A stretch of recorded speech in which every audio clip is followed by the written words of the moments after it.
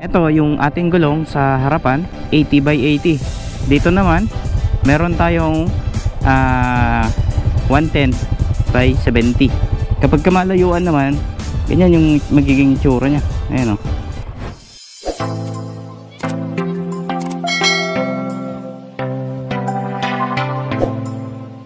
So yun guys, ngayong araw magpapalit na tayo ng gulong.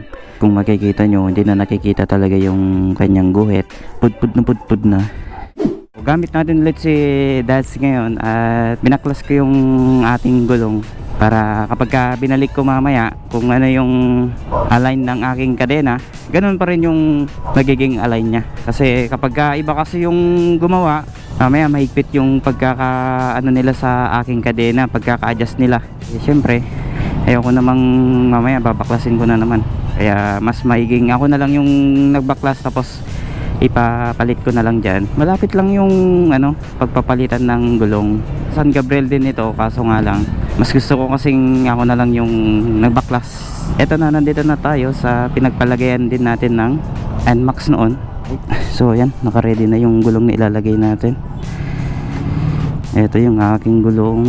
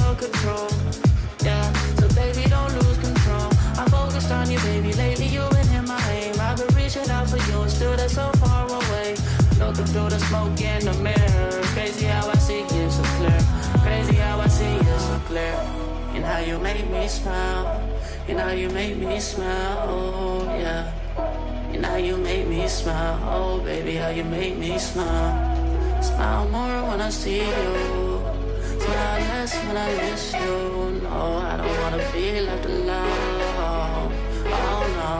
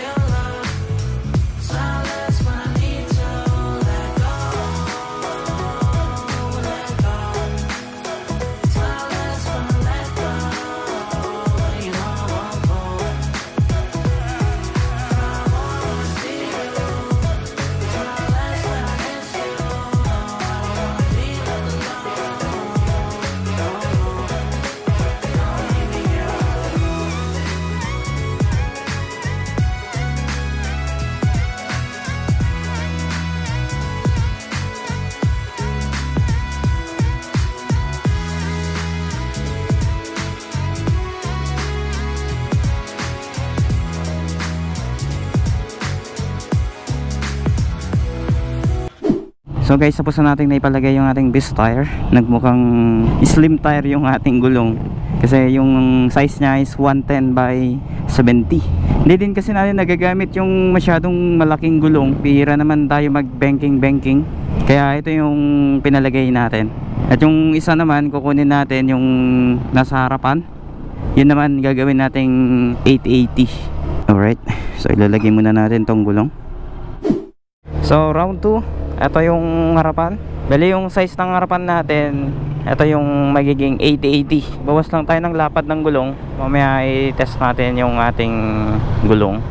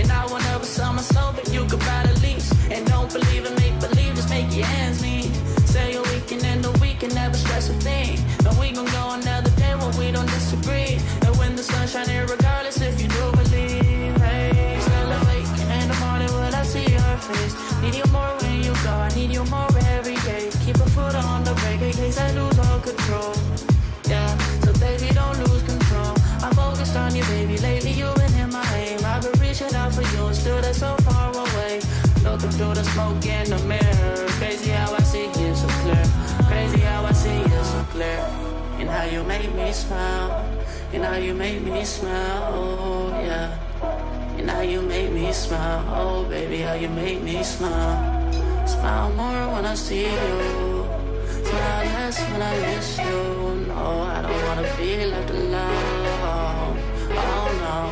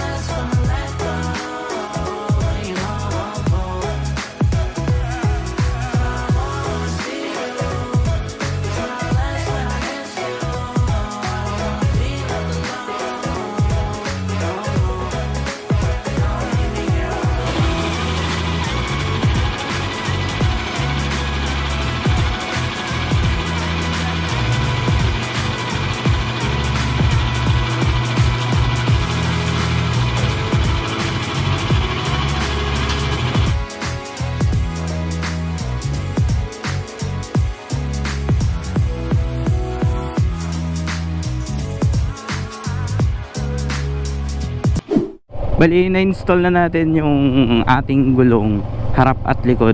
At soon, gagawa tayo ng review dito sa ating Beastire kasi sa ngayon, hindi pa natin nagamit ito pang long distance. Kaya, ipapakita ko muna sa inyo yung itsura nya. Ito, yung ating gulong sa harapan, 80x80. So, medyo, ano siya, medyo nagmukhang slim yung datingan nya. Pero, pagdating naman sa, ano nya, sa size nya, o sa laki nya, same pa rin na 80. So yung lapad lang, nagbawas lang tayo ng konti. Ganun din dito sa ating likod.